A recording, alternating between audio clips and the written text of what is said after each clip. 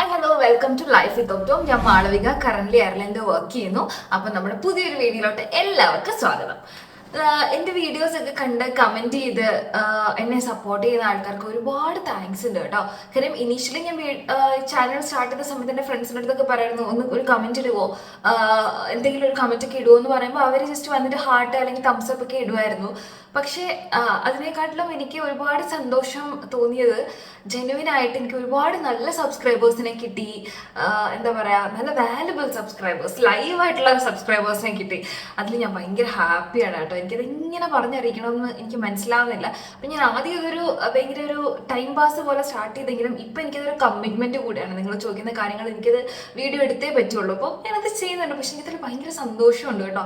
അതുകൊണ്ട് എന്തെങ്കിലും ഡൗട്ട്സ് ഉണ്ടെങ്കിൽ നിങ്ങൾ കമൻറ്റ് ചെയ്തോളാം. ഞാൻ എന്താണെങ്കിലും വീഡിയോസ് ചെയ്യുന്നതായിരിക്കും. കാര്യം എനിക്ക് നിങ്ങളോടൊരു കമ്മിറ്റ്മെൻറ്റ് ഉണ്ട്. അത് ഞാൻ എന്താണെങ്കിലും ചെയ്യും. എനിക്കറിയില്ലാത്തൊരു കാര്യമാണെങ്കിൽ പോലും എൻ്റെ മാക്സിമം എഫേർട്ട് എടുത്ത് ഉറപ്പായിട്ട് നമ്മൾ ഈ രാജ്യത്ത് നിൽക്കുമ്പോൾ നമുക്കത് സോഴ്സ് ചെയ്യാനായിട്ട് എന്താണെങ്കിലും പറ്റും ഈ രാജ്യത്തെ കാര്യങ്ങൾ. അപ്പോൾ അത് ഞാൻ കണ്ടുപിടിച്ച് നിങ്ങളിലായിട്ട് എന്താണെങ്കിലും ഞാനത് എത്തിക്കുന്നുണ്ടാവും കേട്ടോ. സോ സബ്സ്ക്രൈബ് ചെയ്യുക, എല്ലാ വീഡിയോസും കാണുക, കമൻറ്റ് ചെയ്യുക, സപ്പോർട്ട് ചെയ്യുക. ഇതുവരെ സപ്പോർട്ട് ചെയ്തതിനൊക്കെ ഒരുപാട് താങ്ക്സ് കേട്ടോ. അയ്യോ, നമ്മുടെ ടോപ്പിക്കിൽ നിന്ന് മാറിപ്പോയി. സോ നമ്മുടെ ഇന്നത്തെ വീഡിയോ വന്നിട്ട് അഡാപ്റ്റേഷനെ പറ്റിയിട്ടാണ്. ഞാൻ എൻ്റെ കഴിഞ്ഞ 2-3 വീഡിയോസിൽ എനിക്ക് തോന്നുന്നു അഡാപ്റ്റേഷനെ പറ്റിയിട്ട് ഒരു ഓവർവ്യൂ ഒക്കെ തന്നിട്ടുണ്ടായിരുന്നു. പക്ഷെ ആൾക്കാർക്ക് സ്റ്റിൽ അഡാപ്റ്റേഷൻ എന്താണ് ഒരിത് കിട്ടുന്നില്ല. അപ്പോൾ ഞാൻ വിചാരിച്ചു ഓക്കെ, നമുക്ക് ഒരു വീഡിയോ ചെയ്ത് കളയാം എന്ന് വിചാരിച്ചു. ഓക്കെ, അഡാപ്റ്റേഷനെ ബേസിക്കലി ഒരു POA എന്നാണ് പറയുക. POA means period of adaptation. ഇത് ഓരോ ആൾക്കാർക്കും ഡിഫറെൻ്റ് ആയിരിക്കും. നിങ്ങൾക്ക് വേറൊരാളുടെ ഇത് നോക്കിയിട്ട് കോപ്പി അടിക്കാനൊന്നും പറ്റത്തില്ല. പീരിയഡ് ഓഫ് അഡാപ്റ്റേഷൻ നിങ്ങളുടെ ഡെഫിസിറ്റ് ലെറ്ററിനെ ഡിപ്പെൻഡ് ചെയ്തിരിക്കും. നിങ്ങളുടെ ഡിസിഷൻ ലെറ്റർ നിങ്ങൾക്ക് കിട്ടുന്ന സമയത്ത് ഒരു കോളത്തിനകത്ത് കുറേ പോയിന്റ് കുറേ നമ്പേഴ്സ് കാണാം. ഞാൻ ഇവിടെ കൊടുത്തേക്കാം ഒരു ഡിസിഷൻ ലെറ്റർ. അതിൽ കണ്ടോ കുറേ നമ്പേഴ്സ് കൊടുത്തേക്കുന്നത് കണ്ടോ, 5.23 എന്നൊക്കെ പറഞ്ഞിട്ട്. അപ്പോൾ അത് ഈ നമ്പേഴ്സ് എന്ന് പറയുന്നത് നിങ്ങളുടെ സ്റ്റാൻഡേർഡ് ഓഫ് പ്രൊവിഷൻസിൽ അവർ കൊടുത്തിട്ടുള്ള പോയിന്റ്സിനെ മാച്ച് ചെയ്തിട്ടുള്ളതാണ്. ഞാൻ സ്റ്റാൻഡേർഡ് ഓഫ് പ്രൊവിഷൻസ് ഇവിടെ കൊടുത്തേക്കാം. രണ്ടും കൂടെ കമ്പയർ ചെയ്ത് നിങ്ങൾക്ക് ഇപ്പോൾ കാണാനായിട്ട് പറ്റുന്നുണ്ടാവും സ്ക്രീനിൽ. അപ്പോൾ ഈ കാണുന്ന ഡെഫിസിറ്റ്സിനെ ഡിപ്പെൻഡ് ചെയ്തിട്ടായിരിക്കും നിങ്ങൾക്ക് നിങ്ങളുടെ അഡാപ്റ്റേഷനെ കണ്ടുപിടിക്കേണ്ടി വരിക. അതുപോലെ തന്നെ അവേഴ്സ് അവർ ചിലപ്പോൾ 840, 1200 to 1000 അവേഴ്സ്, അങ്ങനെ ഓരോ ആൾക്കാർക്കും നിങ്ങളുടെ ഡെഫിസിറ്റ് ലെറ്ററിനെ അനുസരിച്ച് നിങ്ങളുടെ അവേഴ്സ് മാറുന്നുണ്ടാവും. അപ്പം ഇവിടെയാണ് നിങ്ങളുടെ ഗ്രേറ്റ് ചലഞ്ച് വരുന്നത്. നിങ്ങൾക്ക് ഒരു എംപ്ലോയറെ ഫൈൻഡ് ഔട്ട് ചെയ്യുക. എംപ്ലോയറെ ഫൈൻഡ് ഔട്ട് ചെയ്തത് ഞാൻ എങ്ങനെ എൻ്റെ എംപ്ലോയറെ ഫൈൻഡ് ഔട്ട് ചെയ്തത് ഞാനൊരു വീഡിയോ ആയിട്ട് ചെയ്യണോ വേണ്ടിയോ എന്ന് ലാസ്റ്റ് വീഡിയോയിൽ ചോദിച്ചിരുന്നു. ആരും അതിൻ്റെ റെസ്പോൺസ് ഒന്നും തന്നില്ല. അതുകൊണ്ട് ഞാൻ വീഡിയോ ചെയ്യുന്നില്ല. അത് വേണമെന്നുണ്ടെങ്കിൽ നിങ്ങൾ കമൻറ്റ് ചെയ്താൽ മാത്രമേ ഞാനത് ചെയ്യുന്നുള്ളൂ. കാര്യം ഞാനതൊരു ഇൻഫോർമേറ്റീവ് വീഡിയോ ആയിട്ടാണ് സ്റ്റാർട്ട് ചെയ്തത്, ചാനലായിട്ടാണ് സ്റ്റാർട്ട് ചെയ്തത്. ഞാനിങ്ങനെ കണ്ടുപിടിച്ചു അങ്ങനെയൊക്കെ വരുമ്പോഴത്തെ പേഴ്സണൽ ഇൻഫർമേഷനോട്ട് പോകുമെന്നുള്ളത് കൊണ്ട് നിങ്ങൾ റിക്വസ്റ്റ് ചെയ്താൽ മാത്രമേ ഞാനത് ചെയ്യുന്നുള്ളൂ. ഓക്കെ, അപ്പം നിങ്ങൾ എംപ്ലോയറെ ഫൈൻഡ് ഔട്ട് ചെയ്യുന്ന സമയത്ത് നിങ്ങൾ ശ്രദ്ധിക്കേണ്ട കാര്യങ്ങൾ എന്താണെന്ന് വെച്ച് കഴിഞ്ഞാൽ നിങ്ങളുടെ ഡെഫിസിറ്റ് ലെറ്ററിനെ മാച്ച് ചെയ്യാനായിട്ട് പറ്റുന്ന ആൾക്കാരാണോ നിങ്ങളുടെ എംപ്ലോയറിന് നോക്കുക. ഫോർ എക്സാമ്പിൾ ഇപ്പോൾ എൻ്റെ കാര്യത്തിൽ പറയുകയാണെങ്കിൽ എനിക്ക് ഡെഫിസിറ്റ് ലെറ്റർ വന്നിരിക്കുന്നത് കോൺടാക്ട് ലെൻസിലാണ്. ഞാൻ കണ്ടുപിടിച്ച ക്ലിനിക്ക് എംപ്ലോയർ എന്ന് പറഞ്ഞാൽ കോൺടാക്ട് ലെൻസ് പ്രാക്ടീസ് ചെയ്യാത്ത ഒരാളാണെങ്കിൽ കുറെ ഒരിക്കലും അത് അപ്രൂവ് ചെയ്യത്തില്ല. അതുകൊണ്ട് നിങ്ങൾ കണ്ടുപിടിക്കുന്ന സമയത്ത് നിങ്ങൾക്ക് ഈ ഡെഫിസിറ്റ് വന്നിട്ടുള്ള ഏരിയാസിലൊക്കെ കവറപ്പ് ചെയ്യാൻ പറ്റുന്ന ഒരു എംപ്ലോയറാണോ നിങ്ങൾ ഫൈൻഡ് ഔട്ട് ചെയ്തെന്നുള്ളത് നിങ്ങൾ എപ്പോഴും ശ്രദ്ധിക്കണം കേട്ടോ. അല്ലെങ്കിൽ കുറെ ആ പ്രപ്പോസൽ അക്സെപ്റ്റ് ചെയ്തില്ല. ഓക്കെ, അപ്പോൾ നിങ്ങളൊരു എംപ്ലോയറെ ഫൈൻഡ് ഔട്ട് ചെയ്യുന്നു, ആൻഡ് എംപ്ലോയർ അടുത്ത് സംസാരിക്കുന്നു. എംപ്ലോയർ ഓക്കെ ആണെന്ന് പറയുന്നു നിങ്ങൾക്ക് അഡാപ്റ്റേഷൻ തരാൻ വേണ്ടിയിട്ട്. ഇതിനകത്ത് ഞാൻ പറഞ്ഞല്ലോ നിങ്ങൾ എത്ര നാൾ അഡാപ്റ്റേഷൻ ചെയ്യണം എന്നുള്ളത് ഈ അവേഴ്സ് നിങ്ങൾ കംപ്ലീറ്റ് ആക്കുന്ന പോലെയാണ്. നിങ്ങളുടെ ഇന്റേൺഷിപ്പ് പോലെ തന്നെയാണ്. നിങ്ങൾ ഒരു ദിവസം ലീവ് എടുത്താൽ നിങ്ങൾ ആ ദിവസത്തെ 7.5 മണിക്കൂർ കട്ട്, ആ 7.5 മണിക്കൂർ നിങ്ങൾ ഒരു ദിവസം കൂടെ ചെയ്യണം. അപ്പോൾ നിങ്ങൾ അവേഴ്സ് കംപ്ലീറ്റ് ചെയ്യുന്നതിനനുസരിച്ചാണ്. അതിപ്പോൾ ഒരു 8 മാസം എടുക്കും, 9 മാസം എടുക്കും, അങ്ങനെ നമുക്ക് കറക്റ്റായിട്ട് പറയാൻ പറ്റത്തില്ല. നിങ്ങൾ ഓഫ് എടുത്തു, നിങ്ങൾക്ക് അതിനിടയ്ക്ക് സിക്ക് വന്നു, നിങ്ങൾ നാട്ടിൽ പോയി, അങ്ങനെയൊക്കെ ചെയ്ത് കഴിഞ്ഞാൽ 9 മാസം കൊണ്ട് തീരത്തില്ല. അത് പിന്നെ എക്സ്റ്റെൻഡ് ആയിപ്പോൾ. അപ്പോൾ നിങ്ങൾ എത്ര കറക്റ്റായിട്ട് അത് ചെയ്യുന്നു അതനുസരിച്ച് അത് പെട്ടെന്ന് തീരും. അങ്ങനെയാണ് അതിൻ്റെ ഒരു സിസ്റ്റം. പിന്നെ എംപ്ലോയറിനെ ഡിപ്പെൻഡ് ചെയ്തിട്ടിരിക്കും. കാര്യം എത്ര അവേഴ്സ് നമുക്ക് പെർ വീക്ക് തരുന്നു എന്നുള്ളതും മാറ്ററാണ്. ചില ആൾക്കാർ 40 മണിക്കൂർ തരും, 43 തരും, ചിലർ 30 മണിക്കൂറേ തരുള്ളൂ. ചിലപ്പോൾ നമുക്ക് 20 മണിക്കൂർ സ്റ്റുഡൻറ് വിസയിൽ നിന്ന് അഡാപ്റ്റേഷൻ ചെയ്യുന്ന ആളാണെങ്കിൽ നമുക്ക് 20 മണിക്കൂറേ ചെയ്യാൻ പറ്റുള്ളൂ. അപ്പോൾ അതിനെയൊക്കെ വെച്ചിട്ട് ഈ പറയുന്ന ടൈം വ്യത്യാസം വരും. അപ്പം നിങ്ങൾ വീക്സ്, അതിനകത്ത് ഇപ്പോൾ 36 വീക്കാണ് പറഞ്ഞത്, അപ്പോൾ അത് ഇത്ര മാസമാണല്ലോ അങ്ങനെ കാൽക്കുലേറ്റ് ചെയ്യരുത്. അത് നിങ്ങളുടെ അവേഴ്സ് അനുസരിച്ചും നിങ്ങൾ എംപ്ലോയർ നിങ്ങൾക്ക് തരുന്ന അനുസരിച്ചും ആ ടൈം പീരീഡ് എന്ന് പറയുന്നത് മാറാനായിട്ട് ചാൻസ് ഉണ്ട്. അതൊരു ഫിക്സഡ് ആയിട്ടുള്ള കാര്യമില്ല. അവേഴ്സ് കംപ്ലീറ്റ് ചെയ്യുക കറക്റ്റായിട്ട്, അതാണ് നിങ്ങൾക്ക് അവിടെ ചെയ്യേണ്ടത്. അതുപോലെ എൻ്റെ അടുത്ത് കുറേ ആൾക്കാർ ചോദിച്ചൊരു കൺഫ്യൂഷൻ ആയിരുന്നു, POA പെയ്ഡ് ആണോ? നമ്മുടെ ഇന്റേൺഷിപ്പുകളൊന്നും നാട്ടിൽ കേരള യൂണിവേഴ്സിറ്റിയുടെ അണ്ടറിൽ ചെയ്യുന്ന ഇന്റേൺഷിപ്പ് ഒന്നും പെയ്ഡ് അല്ല. പക്ഷെ ഇവിടെ അത് പെയ്ഡ് ആണ്. നിങ്ങൾക്ക് എംപ്ലോയർ പേയ്മെന്റ് തരും. അത് നിർബന്ധമൊന്നുമില്ല. എംപ്ലോയർ കണ്ടുപിടിക്കാൻ തന്നെ ബുദ്ധിമുട്ടാണ്. പക്ഷെ നിങ്ങളുടെ എംപ്ലോയർ, എനിക്ക് എല്ലാ എംപ്ലോയീസും പെയ്ഡ് ആണ്. അതൊരു പാർട്ട് ഓഫ് വർക്കായിട്ട് തന്നെയാണ് ഇവിടെ കൺസിഡർ ചെയ്യുന്നത്. അതുകൊണ്ട് കുഴപ്പമൊന്നുമില്ല, നിങ്ങൾക്ക് പേയ്മെന്റ് കിട്ടും. പേയ്മെന്റ് കിട്ടാതെ ഇത്ര ഇപ്പോൾ 2000 മണിക്കൂർ പേയ്മെന്റ് കിട്ടാതെ വർക്ക് ചെയ്യാന്ന് പറയുന്നത് നടക്കത്തില്ലല്ലോ. അതുകൊണ്ട് അത് കുഴപ്പമില്ല. ഇനി എന്താണ് POA എന്ന് നിങ്ങൾ ആലോചിക്കുന്നുണ്ടെങ്കിൽ ബേസിക്കലി നമ്മുടെ ഇന്റേൺഷിപ്പിന് നമ്മൾ ചെയ്യുന്ന എന്താണ്, നമ്മളൊരു സീനിയർ ആയിട്ടുള്ള നമ്മുടെ പ്രൊഫഷനിലെ സീനിയർ സീനിയർ ആളുടെ കൂടെ നിന്ന് നമ്മൾ പണി പഠിക്കുന്നു, നമ്മൾ സ്വന്തമായിട്ട് ചെയ്യാനായിട്ട് at the end of internship ആകുമ്പോഴത്തേക്കും നിങ്ങൾ കേപ്പബിൾ ആകും. ആ സെയിം സാധനം തന്നെയാണോ POA? ഇതിനകത്ത് അത്ര ഡൗട്ടിന്റെ ആവശ്യമൊന്നുമില്ല. നിങ്ങൾ ആദ്യം ജോയിൻ ചെയ്യുന്ന സമയത്ത് നമ്മളെല്ലാം ഒബ്സർവ് ചെയ്യുന്നവർ എങ്ങനെയാണ് അത് യൂസ് ചെയ്യുന്നത്, എങ്ങനെയാണ് പേഷ്യൻസിനെ ഡീൽ ചെയ്യുന്നത്, അവരെ കൗൺസിൽ ചെയ്യുന്നത് എങ്ങനെയാണ്, അങ്ങനത്തെ കാര്യങ്ങളെല്ലാം നമ്മൾ ആദ്യം നമ്മൾ കണ്ടുപഠിക്കുന്നു. And end of the POA ആകുമ്പോഴത്തേക്കും നിങ്ങൾ ഇതൊക്കെ ഇൻഡിപെൻഡന്റ് ആയിട്ട് ചെയ്യാനായിട്ട് ഓക്കെ ആവും. ഈ അഡാപ്റ്റേഷന്റെ ഒരു സ്റ്റെപ്പ് ബൈ സ്റ്റെപ്പ് പ്രോസസ്സ് എന്താണെന്ന് നിങ്ങൾ വിചാരിക്കുന്നുണ്ടാവും. ഞാൻ പറഞ്ഞു തരാം. ഫസ്റ്റ് ആയിട്ട് വരുമ്പോഴത്തേക്കും നിങ്ങൾക്ക് നിങ്ങളുടെ ഡിസിഷൻ ലെറ്റർ വന്നു. സോ നിങ്ങൾ ഫസ്റ്റ് എംപ്ലോയറെ കണ്ടുപിടിക്കുക. അതാണ് നിങ്ങളുടെ ഫസ്റ്റ് സ്റ്റെപ്പ്. നിങ്ങൾ എംപ്ലോയറെ കണ്ടുപിടിച്ചു, എംപ്ലോയർ ഓക്കെ ആണെന്ന് മനസ്സിലാക്കി കഴിഞ്ഞാൽ നിങ്ങൾ കൊറോവിന് 30 ഡേയ്സിനുള്ളിലാണ് റിപ്ലൈ കൊടുക്കേണ്ടത്. നിങ്ങൾ എന്താണ് ചൂസ് ചെയ്തതെന്നുള്ളത്. അപ്പോൾ നിങ്ങൾ അത് ചൂസ് ചെയ്ത് അഡാപ്റ്റേഷൻ ആണെന്ന് കൊടുത്തു കഴിഞ്ഞു. സോ നിങ്ങൾ ചെയ്യേണ്ട അടുത്ത ഇമ്പോർട്ടൻറ്റ് സ്റ്റെപ്പാണ് POA പ്രപ്പോസൽ ഫോം ഫിൽ ചെയ്യുക എന്നുള്ളത്. അത് ഒരുപാട് ഡിഫിക്കൽട്ട് കാര്യമൊന്നുമല്ല. POA പ്രപ്പോസൽ ഫോം നിങ്ങൾ ഫിൽ ചെയ്യുക. നിങ്ങൾ നിങ്ങളുടെ എംപ്ലോയറും കൂടിയിട്ടാണ് അത് ഫിൽ ചെയ്യേണ്ടത്. എന്നിട്ട് നിങ്ങൾ അത് കൊറോവിന് സബ്മിറ്റ് ചെയ്യുക. POA പ്രപ്പോസൽ ഫോം നിങ്ങൾക്ക് എന്താണെന്ന് അറിയില്ല, അത് കൺഫ്യൂഷൻ ഉണ്ട്, എങ്ങനെയാണ് ഫിൽ ചെയ്തെന്നുണ്ടെങ്കിൽ കമന്റ് ചെയ്തോളൂ കേട്ടോ. ഞാനത് ചെയ്യാം. കാര്യം ഞാൻ യൂസ് ചെയ്ത എൻ്റെ പ്രപ്പോസൽ ഫോം വെച്ചിട്ട് ഞാനത് വീഡിയോ ആയിട്ട് അത് ചെയ്യാം. അപ്പോൾ നിങ്ങൾ POA പ്രപ്പോസൽ ഫോം നിങ്ങളും നിങ്ങളുടെ എംപ്ലോയറും കൂടെ കംപ്ലീറ്റ് ചെയ്യുന്നു, അത് സബ്മിറ്റ് ചെയ്യുന്നു. അപ്പം സബ്മിറ്റ് ചെയ്ത് കഴിയുമ്പോൾ കൊറോ ഇത് എഗെയിൻ നിങ്ങളുടെ ആദ്യം ഡിസിഷൻ ലെറ്റർ ഇഷ്യൂ ചെയ്ത ബോർഡ് ഉണ്ടല്ലോ, ആ ബോർഡിന് മുന്നോട്ട് ഇത് സബ്മിറ്റ് ചെയ്യും. സബ്മിറ്റ് ചെയ്തിട്ട് അവർ A to Z നോക്കും. നിങ്ങൾക്ക് വന്ന ഡെഫിസിറ്റിനെ എല്ലാം ഓവർകം ചെയ്യാൻ പറ്റുന്ന ഒരു എംപ്ലോയർ ആണോ ഇത്, അതിനെ പറ്റുന്ന ക്ലിനിക്കൽ സെറ്റിംഗ് ആണോ, നിങ്ങൾ എങ്ങനെ അതിനെ ഓവർകം ചെയ്യും, at the end of the POA നിങ്ങൾക്ക് എന്തൊക്കെ ചെയ്യാനായിട്ടുള്ള എബിലിറ്റി ഉണ്ടാവും, നിങ്ങൾക്ക് കൂടുതൽ തരാനായിട്ട് പറ്റുമോ, ഇങ്ങനത്തെ കാര്യങ്ങളൊക്കെ ആ മീറ്റിംഗ് കമ്മിറ്റി നോക്കി ഡിസ്കസ് ചെയ്യും. ഓക്കെ ആണെന്നുണ്ടെങ്കിൽ നിങ്ങൾക്ക് അപ്രൂവൽ തരും. അപ്പോൾ നിങ്ങൾ ഇതിൽ ശ്രദ്ധിക്കേണ്ട ഒരു ഏറ്റവും ഇമ്പോർട്ടൻ്റ് ആയിട്ടുള്ള പോയിന്റ്, ഇപ്പോൾ എന്നെയൊക്കെ സംബന്ധിച്ച് ഞാൻ ഓൾറെഡി ഈ അഡാപ്റ്റേഷൻ ചെയ്യുന്ന പ്ലേസിൽ ഒപ്റ്റിക്കൽ അസിസ്റ്റന്റ് ആയിട്ട് കഴിഞ്ഞ ഒരു 8 മാസമായിട്ട് വർക്ക് ചെയ്തുകൊണ്ടിരിക്കുകയാണ്. പക്ഷേ എൻ്റെ 8 മാസം വർക്ക് ചെയ്തതൊന്നും അഡാപ്റ്റേഷനിൽ കൂട്ടത്തില്ല.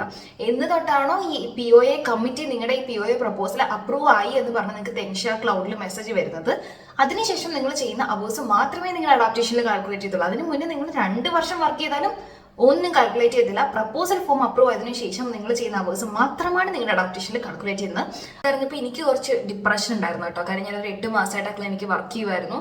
പിന്നെ അതൊന്നും എനിക്ക് അഡാപ്റ്റേഷനിലേക്ക് യൂസ് ചെയ്യാനായിട്ട് അവേഴ്സ് ഒന്നും പറ്റിയില്ല. പക്ഷെ എന്താ പറയുക, ഒരുപാട് കാര്യങ്ങൾ ഞാൻ പഠിച്ചു. അതുകൊണ്ട് എനിക്ക് കുറേ ബെനിഫിറ്റ് ഉണ്ടായി, ഇല്ലാന്നൊന്നും പറയാൻ പറ്റുന്നില്ല. പക്ഷെ എന്നാലും ഇങ്ങനെ ഞാൻ പറയുകയാണ്, ഓൾറെഡി വർക്ക് ചെയ്യുന്ന സ്ഥലത്ത് തന്നെയാണ് നിങ്ങൾ അഡാപ്റ്റേഷൻ ചെയ്യാൻ ഉദ്ദേശിക്കുന്നെങ്കിൽ അതൊന്നും കാൽക്കുലേറ്റ് ചെയ്തില്ല. അപ്രൂവ് ചെയ്തതിന് ശേഷം മാത്രം ഉള്ളതായിരിക്കും നിങ്ങൾക്ക് കാൽക്കുലേറ്റ് ചെയ്യുന്നുണ്ടാവുക. അപ്പം ഞാൻ ഈ പറഞ്ഞ POAയുടെ എമൗണ്ട് ഇത്ര തരണം, ഇത്ര ബേസിക് പേ കൊടുക്കണം, അല്ലെങ്കിൽ പേയ്മെന്റ് എടുത്ത് മാത്രമേ ഇത് ചെയ്യാൻ പാടുള്ളൂ, ഇങ്ങനെ ഒന്നും ഒരു സ്റ്റാൻഡേർഡ് നിയമമില്ല.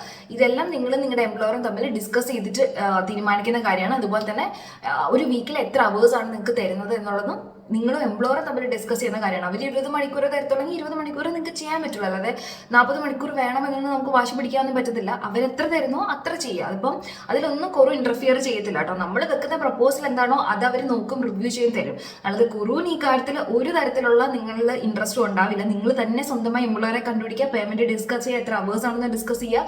ആ അവേഴ്സ് നിങ്ങൾക്ക് ആ അവേഴ്സ് കൊണ്ട് നിങ്ങളുടെ അഡാപ്റ്റേഷൻ നിങ്ങൾക്ക് എത്ര നാളെടുക്കും കംപ്ലീറ്റ് ചെയ്യണത് പ്രാക്ടിക്കലി പോസിബിൾ ആണോ? കാര്യം നിങ്ങൾ ഓൾറെഡി അയർലൻഡിലുള്ള ഒരാളാണ്, നിങ്ങൾക്ക് വിസ പ്രശ്നങ്ങളുണ്ട്, നിങ്ങൾക്ക് 6 മാസമേ വിസയുള്ളൂ, ഈ പറയുന്ന അഡാപ്റ്റേഷൻ പറയുന്ന അവേഴ്സ് വെച്ച് ചെയ്ത് കഴിഞ്ഞാൽ 8 മാസം എടുക്കും എന്നാണെങ്കിൽ നിങ്ങൾക്ക് ആ ഓപ്ഷൻ ചൂസ് ചെയ്യാൻ പറ്റില്ല. അപ്പം അങ്ങനെ തിങ്ക് ചെയ്തതിന് ശേഷം മാത്രമേ നമുക്കൊരു കൺക്ലൂഷനിലായിട്ട് എത്താൻ പറ്റുള്ളൂ. അപ്പം ഇതിൽ ബേസിക്കലി നമ്മുടെ കൊറൂന് ഒരു തരത്തിലുള്ള ഇൻട്രസ്റ്റും നിങ്ങൾ ഉണ്ടാവില്ല കേട്ടോ. നിങ്ങൾ തന്നെ വേണം ഈ കാര്യങ്ങളെല്ലാം ചെയ്യാനായിട്ട്. ഇനി എന്തൊക്കെയാണ് നിങ്ങൾക്ക് അഡാപ്റ്റേഷനിൽ എക്സ്പെക്ട് ചെയ്യാനായിട്ട് പറ്റുക? നിങ്ങൾ ഫസ്റ്റ് പ്രപ്പോസൽ സബ്മിറ്റ് ചെയ്ത് കഴിഞ്ഞാൽ അവർ അപ്രൂവ് ചെയ്ത് കഴിഞ്ഞാൽ നിങ്ങളിത് സ്റ്റാർട്ട് ചെയ്യാൻ തുടങ്ങുന്നു. സ്റ്റാർട്ട് ചെയ്ത് തുടങ്ങുന്നതിന് മുന്നേ നിങ്ങൾക്ക് വേണ്ട ഒരു സാധനമുണ്ട്, ഇൻഡക്ഷൻ പീരീഡ്. ഈ ഇൻഡക്ഷൻ പീരീഡ് എന്ന് പറയുന്നത് നിങ്ങൾക്ക് അഡാപ്റ്റേഷൻ അവേഴ്സിൽ കാൽക്കുലേറ്റ് ചെയ്യുന്ന ഒരു കാര്യമല്ല. ബേസിക്കലി ഒരു സ്ഥലത്ത് നിങ്ങൾ എവിടെയാണോ അഡാപ്റ്റേഷൻ നിങ്ങൾ ചെയ്യാൻ ഉദ്ദേശിക്കുന്നത് ആ സ്ഥലത്ത് പോയിട്ട് ആ സ്ഥലം നിങ്ങൾ പരിചയപ്പെടാൻ, അല്ലെങ്കിൽ അവിടുത്തെ പോളിസീസ്, അവിടുത്തെ കാര്യങ്ങൾ എന്തൊക്കെയാണ്, വർക്ക് ഫ്ലോ എങ്ങനെയാണ്, അവിടുത്തെ അഡ്മിനിസ്ട്രേഷൻ എങ്ങനെയാണ്, അങ്ങനത്തെ കാര്യങ്ങളൊക്കെ മനസ്സിലാക്കാൻ വേണ്ടിയിട്ടുള്ള ഒരു പീരീഡിനാണ് നമ്മൾ ഇൻഡക്ഷൻ പീരീഡ് എന്ന് പറയുന്നത്. ബേസിക്കലി നമ്മൾ ഈ എന്താ പറയുക ഫെമിലറൈസ്ഡ് ആകുക അവിടുത്തെ ഒരു സെറ്റിങ്സിന് വേണ്ടിയിട്ട്. അപ്പോൾ അത് ആണ് ഈ ഇൻഡക്ഷൻ പീരീഡ് എന്ന് പറയുന്നത്. അപ്പോൾ ഇത് നിങ്ങൾ ചെയ്യണം. ഇതിനെ പറ്റിയിട്ടൊക്കെ പ്രപ്പോസൽ അവർ ചോദിക്കുന്നുണ്ട്, എത്ര നാളാണ് നിങ്ങൾ ഇൻഡക്ഷൻ പീരീഡ് ചെയ്യാൻ ഉദ്ദേശിക്കുന്നത്, ആ സമയത്ത് നിങ്ങൾ എങ്ങനെയാണ് ഈ കാര്യങ്ങളൊക്കെ മനസ്സിലാക്കാൻ പറ്റുന്നത്, ഇതെല്ലാം നിങ്ങൾ ഇൻഡക്ഷൻ പീരീഡിൽ എഴുതും. ഈ ഇൻഡക്ഷൻ പീരീഡ് കഴിഞ്ഞ് കഴിഞ്ഞിട്ടാണ് നിങ്ങൾ എന്ത് സ്റ്റാർട്ട് ചെയ്യുക, നിങ്ങളുടെ അഡാപ്റ്റേഷൻ സ്റ്റാർട്ട് ചെയ്യുക. അഡാപ്റ്റേഷൻ സ്റ്റാർട്ട് ചെയ്ത് കഴിയുമ്പോൾ നിങ്ങൾക്ക് ഇൻ ബിറ്റ്വീൻ കറക്റ്റ് ഒരു മിഡ് വേ ആകുമ്പോൾ, സപ്പോസ് 1200 മണിക്കൂറാണ് നിങ്ങൾക്ക് അഡാപ്റ്റേഷൻ എങ്കിൽ 600 മണിക്കൂർ നിങ്ങൾ തികയുന്ന സമയത്ത് നിങ്ങൾക്ക് ഒരു മിഡ് വേ ഒരു ഇവാലുവേഷൻ നടത്തും. ആ ഇവാലുവേഷൻ റിപ്പോർട്ട് നിങ്ങൾ കൊറൂവിൽ സബ്മിറ്റ് ചെയ്യണം. അത് ബേസിക്കലി ഒന്നുമില്ല, ഇത്രയും നാൾ 600 മണിക്കൂർ എന്ന് പറയുമ്പോൾ നിങ്ങൾ ഏകദേശം 50% കാര്യങ്ങൾ പഠിച്ചു കഴിഞ്ഞു. അപ്പോൾ എങ്ങനെയുണ്ട്, നമ്മൾ ഇത്രയും നാളും എന്തൊക്കെ പഠിച്ചു എന്നൊക്കെ ഉള്ളത് നമ്മുടെ സൂപ്പർവൈസർ ഇവാലുവേറ്റ് ചെയ്ത് കൊറൂവിന് റിപ്പോർട്ട് കൊടുക്കുന്നതാണ് ഒരു മിഡിൽ വേ, മിഡ് വേയിൽ നിങ്ങൾ ചെയ്യുന്ന ഇവാലുവേഷൻ. അതുപോലെ തന്നെ ഏറ്റവും ലാസ്റ്റ് ആകുമ്പോൾ നിങ്ങൾ കംപ്ലീറ്റ് ചെയ്ത് കഴിയുമ്പോഴും ഇതുപോലെ തന്നെ റിപ്പോർട്ട് നിങ്ങളുടെ എംപ്ലോയർ സൈൻ ചെയ്തിട്ട് കൊടുക്കേണ്ടതായിട്ടുണ്ട്. അതിൽ നിങ്ങൾ ഏബിൾ ആണോ, നിങ്ങൾ ഓക്കെ ആണോ, നിങ്ങൾ ഇൻഡിപെൻഡൻ്റ് ആയിട്ട് എല്ലാം ചെയ്യാൻ ഏബിൾ ആണോ എന്നുള്ളതാണ് നിങ്ങളുടെ എംപ്ലോയർ നോക്കിയിട്ട് അവിടെ സൈൻ ചെയ്യുന്നുണ്ടാവുക. സോ വൺസ് എഗെയിൻ നിങ്ങൾ ഇത് സൈൻ ചെയ്ത് കഴിഞ്ഞാൽ നിങ്ങൾ കൊറിൻ്റെ ബോർഡിലോട്ടായിരിക്കും ഇത് സബ്മിറ്റ് ചെയ്യുന്നത്. അവരിതിനെ ഇവാലുവേറ്റ് ചെയ്യും. ഓക്കെ ആണെന്നുണ്ടെങ്കിൽ നിങ്ങളെ അടുത്ത രജിസ്ട്രേഷൻ സ്റ്റെപ്പിലോട്ട് ഫോർവേഡ് ചെയ്യുവാണ് ചെയ്യുന്നത്. പിന്നെ അഡാപ്റ്റേഷൻ ചെയ്തു എന്ന് വെച്ച് കഴിഞ്ഞാൽ നിങ്ങൾക്ക് ഡയറക്റ്റ് രജിസ്ട്രേഷൻ കിട്ടും എന്നല്ല കേട്ടോ അതിൻ്റെ അർത്ഥം.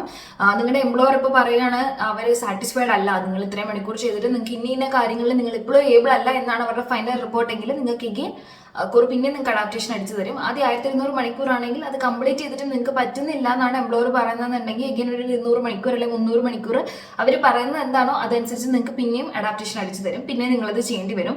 അപ്പം നിങ്ങൾ ചെയ്യുന്ന സമയം ഭയങ്കര പ്രൊഡക്റ്റീവായിട്ട് എഫക്റ്റീവായിട്ട് അത് ചെയ്ത് തീർക്കാനായിട്ട് ട്രൈ ചെയ്യുക, പിന്നെ ഒരു എക്സ്റ്റൻഷൻ വരാതിരിക്കാൻ വേണ്ടിയിട്ട്.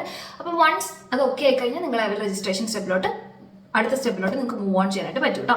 പിന്നെ എക്സാം ഉണ്ടോ, അഡാപ്റ്റേഷൻ കഴിഞ്ഞിട്ട് പിന്നെ എക്സാം ക്ലിയർ ചെയ്യേണ്ട ആവശ്യമുണ്ടോ എന്ന് കുറച്ച് പേര് ചോദിച്ചിട്ടുണ്ടായിരുന്നു. അങ്ങനെയില്ല. അഡാപ്റ്റേഷൻ പർട്ടിക്കുലർലി ഒരു എക്സാം ക്ലിയർ ചെയ്യേണ്ട ആവശ്യമൊന്നുമില്ല. നിങ്ങൾ അഡാപ്റ്റേഷൻ കംപ്ലീറ്റ് ചെയ്താൽ മതി. പക്ഷെ നിങ്ങളുടെ എക്സാമിനറിന്റെ സൈഡിൽ നിന്ന് ഡെഫിനറ്റ് ആയിട്ടും നിങ്ങളെ ഒരു പേഷ്യന്റിന് തന്നിട്ട് ചെയ്യാൻ പറയുക, അങ്ങനത്തെ കാര്യങ്ങളൊക്കെ നിങ്ങൾക്ക് എക്സ്പെക്ട് ചെയ്യാം. അതല്ലാതെ ഒഫീഷ്യലായിട്ട് നമ്മുടെ കൊറിയൻ്റെ ആപ്റ്റിറ്റ്യൂഡ് ടെസ്റ്റ് പോലുള്ള ടെസ്റ്റ് ഒന്നും നിങ്ങൾ ഈ അഡാപ്റ്റേഷൻ ചെയ്യുന്ന പീരീഡിൽ അല്ലെങ്കിൽ ഇത് അവസാനിക്കുന്ന സമയത്ത് നിങ്ങൾ എഴുതേണ്ടി വരില്ല.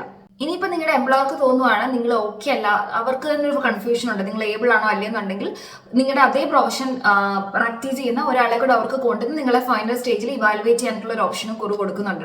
ഒരാൾക്കും കൂടെ വന്ന് നിങ്ങൾ ഇവാലുവേറ്റ് ചെയ്യാനായിട്ട് പറ്റും. അത് പക്ഷേ നിങ്ങളുടെ സൂപ്പർവൈസർ ആവശ്യപ്പെട്ടാൽ മാത്രമേ ഉണ്ടാവുള്ളൂ. അല്ലെന്നുണ്ടെങ്കിൽ അങ്ങനെ ഒരു സ്റ്റെപ്പ് ഉണ്ടാവില്ല. നിങ്ങൾക്ക് ഡയറക്റ്റ് ആയിട്ട് പേപ്പർ ഫിൽ ചെയ്തിട്ട് കുറിലേക്ക് സബ്മിറ്റ് ചെയ്യാം. അഡാപ്റ്റേഷൻ്റെ കേസിലെ ഏറ്റവും ഇമ്പോർട്ടൻ്റ് ആയിട്ടുള്ളത് 2 കാര്യങ്ങൾ. ഒന്ന്, നല്ലൊരു എംപ്ലോയറിനെ നിങ്ങൾ ഫൈൻഡ് ഔട്ട് ചെയ്യണം. 2, നിങ്ങളുടെ വെക്കുന്ന POA പ്രപ്പോസൽ ഫോം വളരെ നല്ലതായിരിക്കണം, പെർഫെക്റ്റ് ആയിരിക്കണം. അതൊരു റിജക്ട് ചെയ്യാനുള്ള ഒരു അവസരം ഉണ്ടാക്കരുത്. അപ്പം അത് വെക്കുന്ന സമയത്ത് വളരെ കെയർഫുൾ ആയിരിക്കണം. അപ്പം എനിക്കറിയില്ല എത്ര ആൾക്കാർ ഇപ്പോൾ അഡാപ്റ്റേഷൻ ചൂസ് ചെയ്യുന്നുണ്ട് അല്ലെങ്കിൽ പ്രപ്പോസൽ ഫോം ഫിൽ ചെയ്യാൻ കൺഫ്യൂസ്ഡ് ആണെന്നുള്ളതൊന്നും എനിക്ക് അറിയത്തില്ല. അതുകൊണ്ടാണ് ഞാൻ ആ പ്രപ്പോസൽ ഫോമിനെ കുറിച്ച് അധികം ഈ വീഡിയോയിൽ പറയാത്തത്.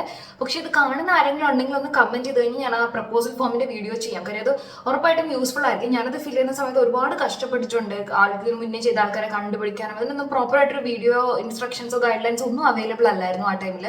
ഇപ്പോഴും അവൈലബിൾ ആണെന്ന് ഞാൻ വിശ്വസിക്കുന്നില്ല. ആർക്കെങ്കിലും അത് വേണമെന്നുണ്ടെങ്കിൽ ജസ്റ്റ് ഒന്ന് കമന്റ് ചെയ്യുക കേട്ടോ. അപ്പോൾ ഇതൊക്കെയാണ് എനിക്ക് ബേസിക്കലി അഡാപ്റ്റേഷനെ പറ്റി നിങ്ങൾക്ക് പറയാനുള്ളത്. നിങ്ങൾക്ക് എന്തെങ്കിലും ഡൗട്ട്സ് ഉണ്ട്, എന്തെങ്കിലും വീഡിയോ സജഷൻസ് ഉണ്ട്, ഇന്ന ടോപ്പിക്കിനെ കുറിച്ച് കൂടുതൽ അറിയണം, അങ്ങനെയൊക്കെ ഉണ്ടെങ്കിൽ ജസ്റ്റ് കമന്റ് ചെയ്തോളാം, നമുക്ക് വീഡിയോ ചെയ്യാം കേട്ടോ. അപ്പോൾ ഇതുവരെ തന്നെ എല്ലാ സപ്പോർട്ടിനും ഒത്തിരി താങ്ക്സ്. നമുക്ക് അടുത്ത വീഡിയോയിൽ കാണാം. അപ്പോൾ അതുവരെ ബൈ.